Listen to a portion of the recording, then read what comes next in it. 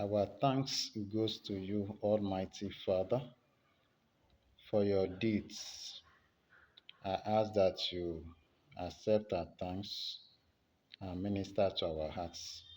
In Jesus' name I prayed. Amen.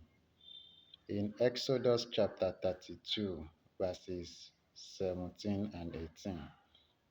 And when Joshua heard the noise of the people, as they shouted, he said unto Moses, There is a noise of war in the camp. And he said, It is not the voice of them that shout for mastery, neither is it the voice of them that cry for being overcome, but the noise of them that sing do I hear.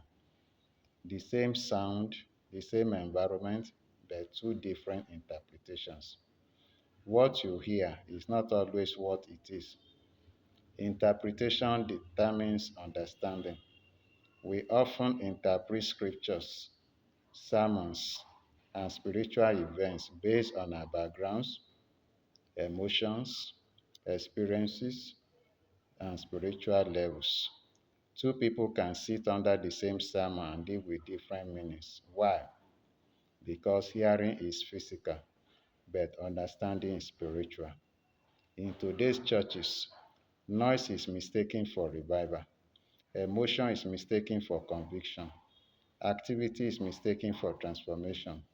But spiritual discernment goes beyond sound. It discerns substance according to 1 Corinthians chapter 2, verse 14.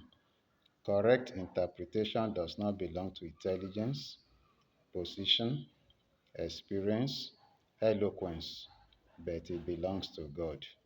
May the Lord remove every carnal filter from our hearts, deliver us from pride, assumption, and spiritual dullness in the mighty name of Jesus.